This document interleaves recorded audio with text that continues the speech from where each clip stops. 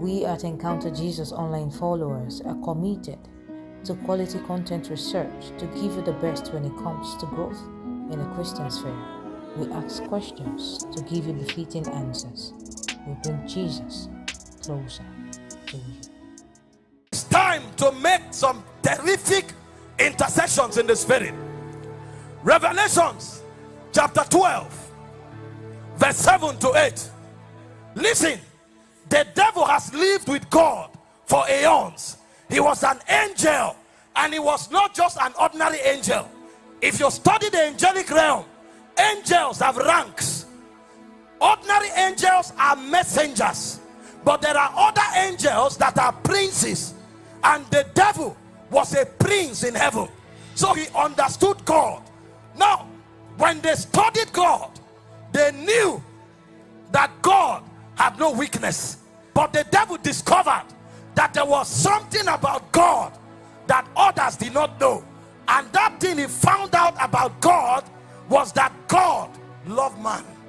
Because after the devil fell, God started a project. And the project God started was to create another being. And the being God created, he called him man. And so in Genesis 1:26, he said, let us make man in our image, after our likeness. No angel was created in the image of God. For the first time, God replicated himself. And so man was actually an offspring of God.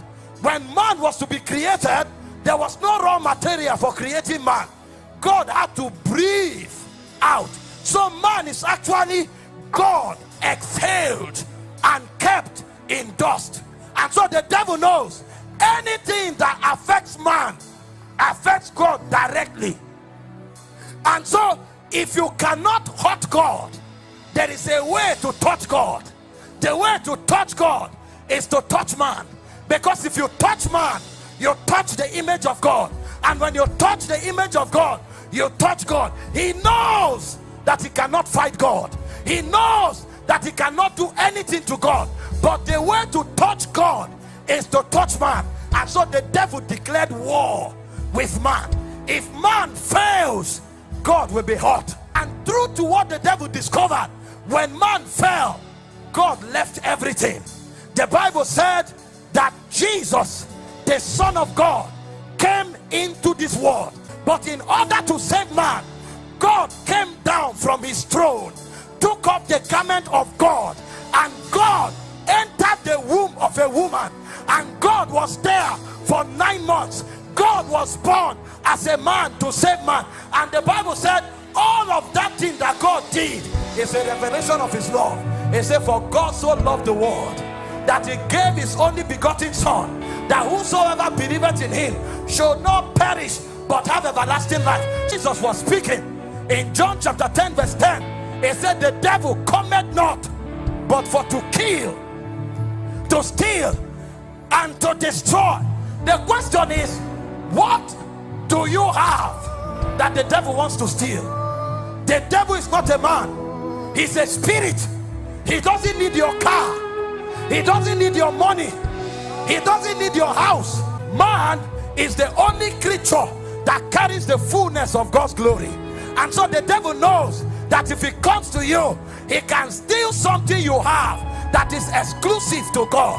This is why when man sinned, the Bible said, for all have sinned and fallen short of the glory of God. Glory is the essence of God. Everything God has that makes him God, God gave it to man. And so when the man was created, there were different manifestations of glory. Number one, man had the wisdom of God. Wisdom, the intelligence of man, was at the frequency of God. But when glory was stolen from man, the Bible said they know not. So when glory left him, spiritual intelligence left him. When the devil makes you to walk in darkness, it means you don't have glory. And how does he do that? The way he does it is to put sin in your life. And so a man that should function like God begins to function like an animal, because glory is gone. Glory also speaks about immortality. So you hit a realm where even your body can no longer be afflicted by demons. Hope you know Jesus walked on earth for 33 and a half years. He didn't have headache once.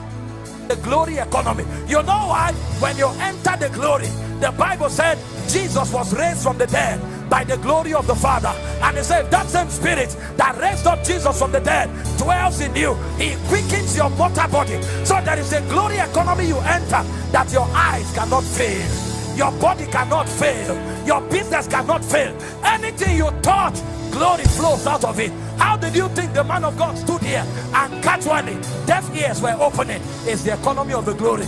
When you enter the economy of glory, anything you touch prospers. How then can I be in scarcity? How then can I be in lack? How then can I be in poverty?